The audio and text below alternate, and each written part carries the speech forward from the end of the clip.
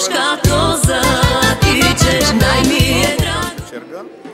Фестивала на балканската черга, домашната ракия, майсторската скара, фолклора и занаятите.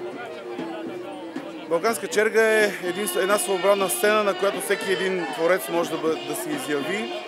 Дали да участва в фолклорното изпълнение, дали да бъде част от изложбата на занаятчийски произведения, дали да участва със своята кулинария.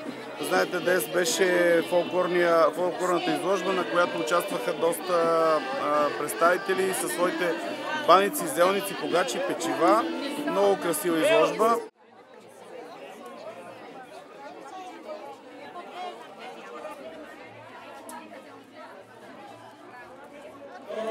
Много се радвам, че съм участник и тази година в този хубав конкурс. До сега съм участвала в няколко конкурса, само в Кюстендил. И сега за първи път получавам такава някаква морална награда, макар и грамота.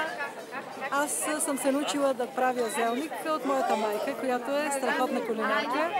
Прави наистина много красиви питки, баници, зелници и аз от дете така се опитвам да подражавам на това, което тя ме е научила.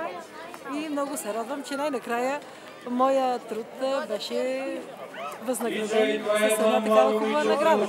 Наистина зелника е много трудоемък. Той изисква много време за да се направи, но когато човек нещо прави с голяма любов, резултатите винаги са много хубави и зелници са много вкусни.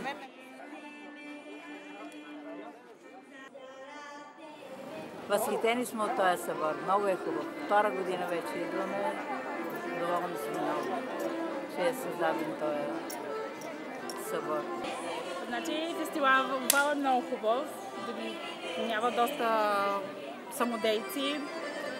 Дава възможност да се изявяват и такива хора, които оценяват изкуството.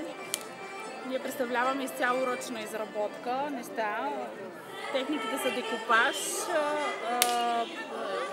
изработка на бижут от полимерна глина и всяко едно произведение представя нашите моментни настроения. За четвърта поредна година сме тук на фестивала. Представляваме община Босилеград. Имаме домашна ракия, мед, мармалад и пекарски изделия. Спечели първа награда за ракия, домашна ракия, най-хубава ракия. Ракията се казва Решлянка. Я мислеше да не пием днес, ама живе, на здраве.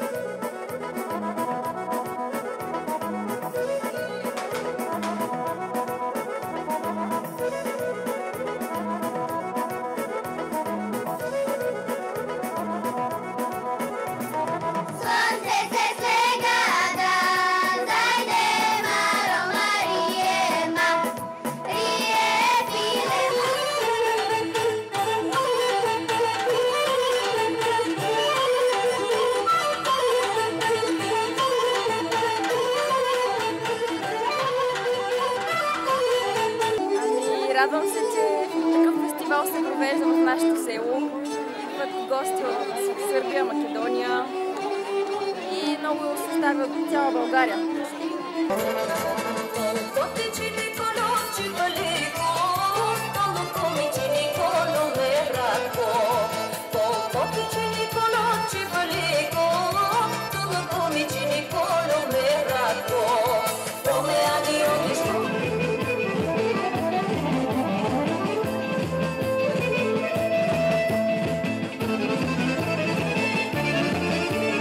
Народните борби, в които ще участват и местно население, така и борчета, и мъже и жени.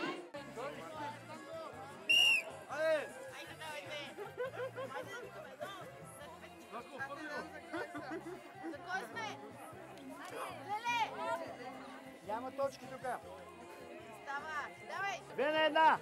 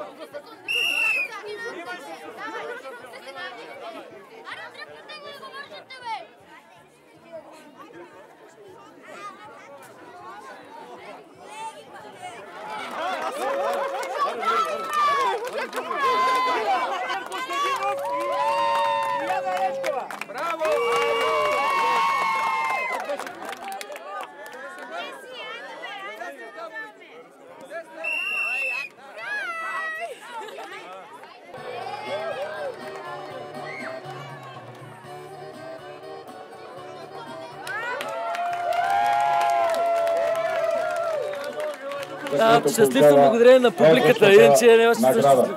Галя Начикова, нека аплодираме бурно.